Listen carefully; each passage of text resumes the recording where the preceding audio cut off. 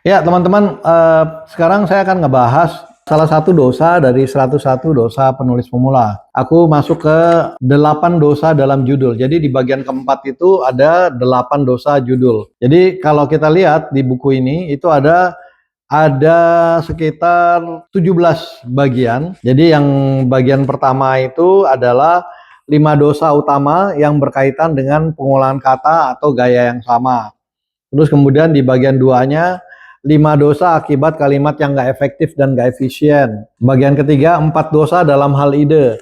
Nah ini yang kelima 8 dosa dalam hal judul. Nah sekarang saya mau bahas dosa dalam judul dulu. Jadi judul itu penting banget. Makanya ada dosa ke-15 kesalahan kita dalam membuat judul. Yaitu pertama, judul tidak menarik. Nah, aku baca ya. Judul adalah daya tarik pertama yang membuat seorang yang ingin membaca sebuah tulisan. Jadi novel kita, karya kita, buku itu biasanya judul dulu menarik. Judul tuh jadi daya tarik awalnya. Jika gagal menemukan judul yang menarik, seorang penulis sudah kehilangan salah satu daya tarik yang seharusnya bisa menjual tulisan kita. Jadi kalau judul aja gagal, tuh nanti daya tarik tulisan kita tuh akan hilang. Daya tarik pertamanya. Dalam setiap lomba penulisan, cerpen atau novel, judul yang pertama menggoda penjuri untuk baca. Jadi juri aja biasanya akan tertarik pas lihat judul. Jadi misalnya ada naskah banyak nih, ada judul menarik tentang apa, itu akan diambil duluan. Jadi itu ngaruh banget judul ya. Terlebih dalam lomba cerpen yang pesertanya ratusan. Jadi kalau cerpen yang pesertanya ratusan per ribuan, maka seleksi pertama itu judulnya dulu. Jadi dia lihat mau baca yang mana dulu. Ah, gue baca ini ya. Gue suka sama judulnya. Itu biasanya kayak gitu. Kemudian makanya pastikan kita akan bikin judul yang menarik dalam sebuah cerpen atau novel. Nah misalnya ada novel nih Assalamualaikum Beijing, itu baru judulnya aja orang sudah produser banyak tertarik. Itu bahkan ada 3-4 produser yang menghubungi penulisnya Asmanadia hanya karena tertarik sama judulnya. Makanya kan akhirnya orang juga ada yang bikin film-film plesetannya dari Assalamualaikum Beijing gitu. Jadi kenapa menarik? Pertama Assalamualaikum tapi dipadukan dengan satu kota yang bahkan identik dengan ateis gitu. Nah itu justru jadi menarik. Makanya Assalamualaikum Beijing ini ada apa nih? Ini tentang apa nih? Dan kadang-kadang kalau itu lebih menarik karena kayaknya asik juga ya gitu. Jadi hal-hal seperti itu ya. Kemudian ada lagi judul misalnya terbitan Asmanadia Publishing House juga, jangan jadi muslimah nyebelin. Itu judul menarik gitu. Kenapa? Kalau perempuan kan ya perempuan gitu. Tapi kalau muslimah atau udah diidentikan dengan keimanan tertentu, tapi kok nyebelin gitu loh. Nah itu berarti ada kontroversi. Kamu kok ngerti agama tapi kok nyebelin misalnya kayak gitu. Nah ini judulnya banyak penerbit nolak awalnya karena dianggap judul itu negatif. Tapi si penulis Asmanadia memperjuangkan saya nggak mau judul diganti karena dia udah merasain. Ternyata itu buku yang paling hit, salah satu buku paling laris tahun itu. Gitu.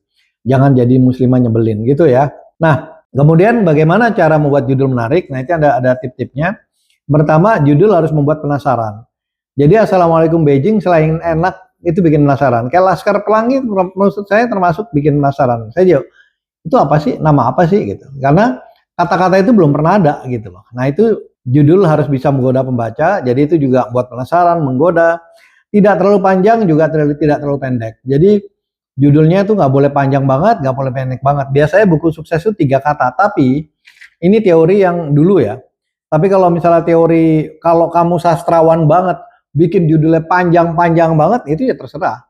Justru itu jadi art kamu. Tapi ya kamu harus udah kelasnya seperti itu. Atau singkat banget. Misalnya kayak tanda tanya, tanda seru, angka 3, 4 itu bisa juga terlalu pendek. Tapi kalau kita mau masuk ke pangsa yang market normal dan sebagainya mendingan ya itu jangan terlalu panjang, jangan terlalu pendek.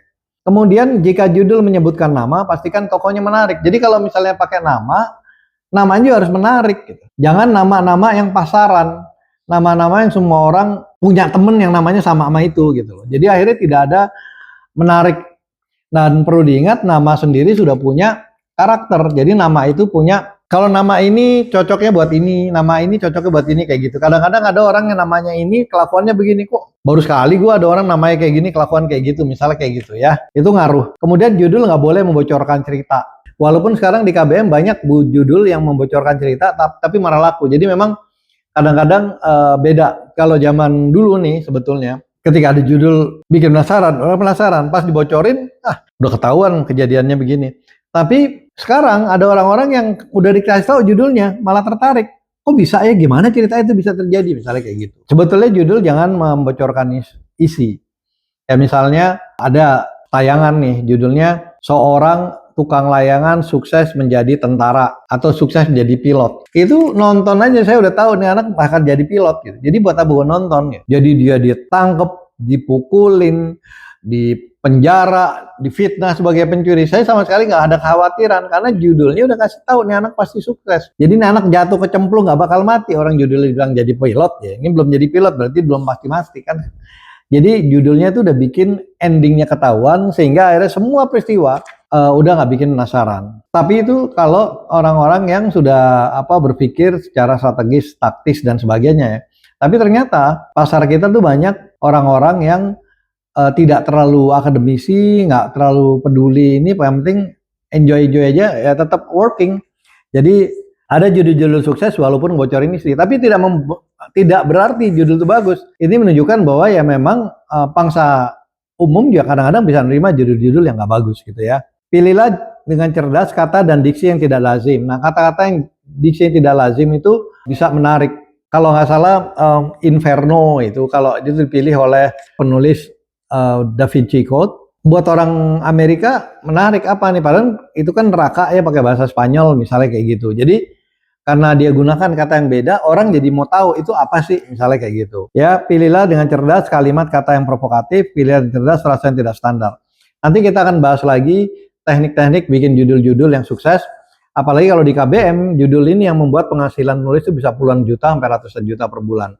Ya nanti kita bahas ada 101 dosa penulis pemula. Saya akan kupas satu persatu. Silahkan baca untuk dapat keterangan lebih lengkap di buku ini dan untuk memperlancar prosesnya bisa juga cara mudah menulis novel. Terima kasih. Assalamualaikum warahmatullahi wabarakatuh.